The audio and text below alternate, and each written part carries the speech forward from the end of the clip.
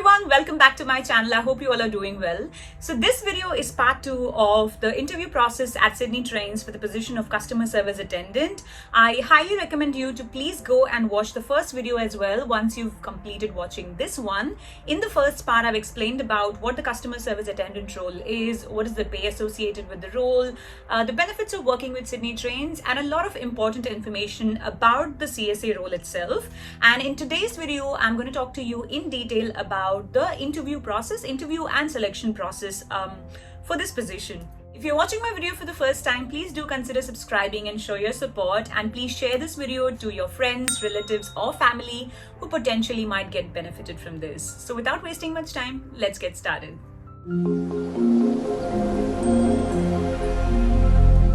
So Sydney Trains has a merit-based recruitment and selection process, and for this particular role, the recruitment process happens in 5 different steps. So the first step is submitting your resume through the website, which is I Work for NSW, along with some pre-screening questions. So these pre-screening questions could be, video questions as well, and you have an option of re-recording your answers as well.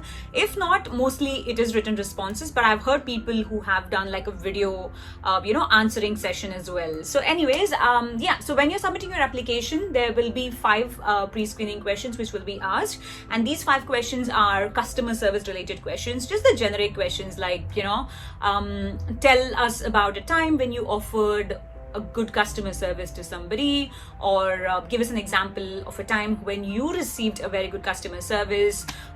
Just generic questions like, how do you work in a team, how do you manage stress, and also they might get your consent to perform alcohol and a drug test on you if you get selected, because that's like their process. I've explained this in the first video. So anyways, so once you're done completing all these 5 questions, you submit your application. Once you submit your application along with the pre-assessment questions, if you get selected, you will be called up for a phone interview, and phone screening generally happens after 6 to 8 weeks of you submitting your application. It can be earlier as well, depending on the demand and how many people they want to recruit. But generally expect a waiting time of 6 to 8 weeks. They are pretty slow in processing the applications, but yeah, it depends on your luck pretty much. So yeah, expect 6 to 8 weeks, and this call will be again a short phone interview, which is pretty simple. Again, they ask you some basic customer service questions. If I have to give you an example, they may ask you about how will you handle a stressful situation at work, how will you deal if you meet an angry customer, and just those basic customer service questions. If you'd like me to make a video on some questions with sample answers, please let me know in the comment section below. I'll be more than happy to do it. And these customer service questions you can apply to any job role, not to just Sydney Trains. You can use it for any customer service role. So yeah, if you would be interested, I'm happy to make a video on that. And also, when you're answering these questions, please make sure you add some examples. So when you add examples, it kind of increases the value, of your answers, just makes you look more credible, reliable and genuine, you know what I mean? So yeah, make sure you add examples for everything. This includes for the step 1 as well when you're doing the written answers, and also for the phone assessment. If you pass the phone assessment, the next step is that you'll be invited to a career center in Burwood for a face-to-face interview, and this day you're expected to stay there for about 3 to 6 hours. This day will be a little hectic day because you'll be doing a lot of activities on one day, starting with a test, like a written test, where you will be answering 35 to 50 questions, and this pretty much is like a psychometric test, right? So you'll have like verbal reasoning questions, reading comprehensions, logical reasoning questions, and a lot of sample questions are available online. So please do practice them before you appear for this exam. It may sound really easy, but it's always better if you can practice beforehand some of the questions, because for me, I struggle with logical reasoning a little bit, so it's always good to practice. I'll leave some links in the description box below for you, and if you'd like me to make a separate video on that, please let me know as well. With reading/verbal comprehension, there'll be a paragraph which is given, which you have to read completely, and then there'll be some questions relating to whatever you've read in the paragraph, so you have to answer them. And this is like a multiple choice question, and the whole test is a timed test. So you have to make sure that whatever questions you're answering, you make sure that you give the right answers the most. So they don't expect you to complete all the 50 questions, but whatever time you're given, just make sure the whatever questions you're attending, make sure that the answers are right to increase your chances of getting through the next step. To complete this test, there'll be an information session where they will, explain everything about Sydney Trains, what a day in a life of a CSA looks like, and a lot of information pretty much about the role, like the base pay and everything. I've explained all this in the part 1 of the video anyways. After this, there's a short break, and once you come back, there will be a role play session. And this is a little tricky because sometimes they do conduct role play, sometimes they don't. I had been to an interview, I think like 3 years ago, and I had to do a role play, but one of my friend attended an interview last year and he did not have any role play. So it depends on your luck pretty much. So the role play happens inside a room, so you're not doing it in front of a lot of people, which is good. So here there are only 3 people. So one will be the actor who will be, enacting the role play pretty much, and you are supposed to be the CSA. And then there'll be an assessor who doesn't intervene at all. They don't ask you questions or anything. They just sit and watch and observe you. So yeah, as soon as you enter the room, there's a lot of envelopes kept, and you randomly pick one envelope which will have different scenarios, different situations. So you give one sheet to the actor and the other sheet is for you, and then the actor will pretty much enact the situation and put you, in a situation where it feels more like a real life scenario. For a role play, I was given like a train schedule, and then this lady who was in front of me, who was the actor, was trying to catch a train to some place, and she had to reach at a particular time, For example, I think she wanted to reach at 8 p.m. or whatever, and I had to look at the train schedule and suggest her which train is the best one that will make her reach at that particular point, and which is the connecting station and all of that, So you should just be able to read that schedule and advise them. So all the information is there pretty much, but it takes a while for you to understand which station is going through which route and things like that. So yeah, so if you're lucky, I think it's better if you don't get the role play, because I did not enjoy the role play session at all. But anyways, so yeah, so role play, maybe not. Once the role play is done, you will have a face-to-face interview, like a panel interview, where there'll be 3 people.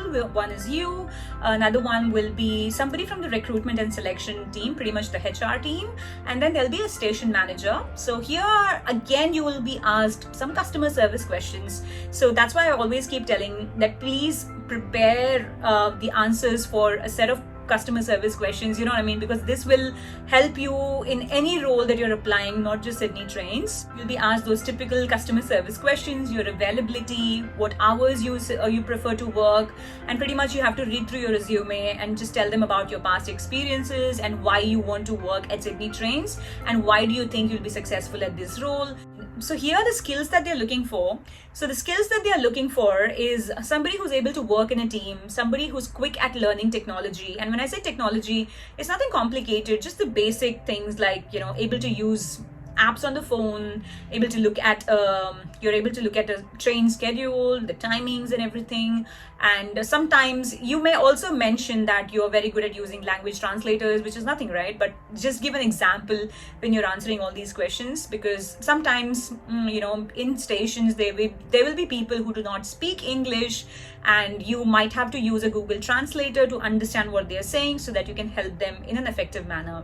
Another thing that they look in a candidate is your tenure with your previous employer, because they want somebody who is stable, reliable, and can work with them for a longer time. This is done. If you're selected, you'll be given a call and you'll be called out for a medical assessment. And mostly if you are attending the final face-to-face interview with the HR and the station manager, there are high chances that you're already selected. Unless you do a big blunder during your face-to-face interview, you are pretty much selected if you're doing the last round.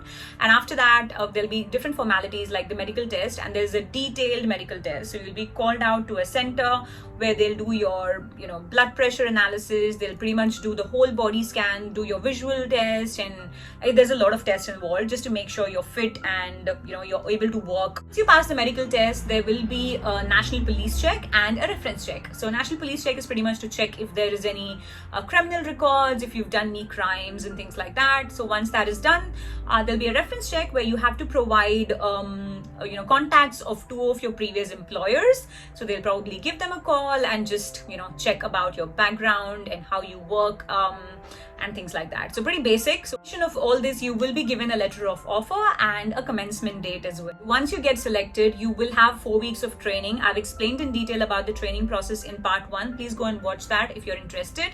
Your work as a CSA, your manager will give you your roster for the entire year, which is amazing because you know what your schedule is like. And this roster will also have your annual leaves. So basically you cannot take annual leave when you want to, you know what I mean?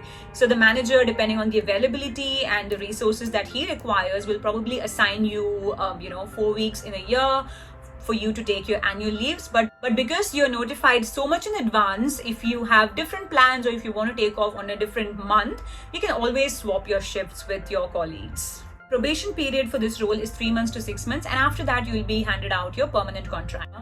Another thing to mention here is that they're very flexible and they do allow you to take career breaks. So if you want to try out a new business, or you want to take a break because of your family issues, or you want to have a baby, or whatever the reason could be, you can take a career break from 6 months till 2 years, and you can always come back and join back your position once you are done completing this break, which is pretty awesome. That's all for today's video. I think I've covered everything. If you have any questions, please leave it in the comment section below, or send me a message on my Instagram. My Instagram link is given in the description box below, and this is my username. So please don't forget to follow me there as well, and do subscribe if you find this helpful. I will see you again in the next one. Until then, take care. Bye bye.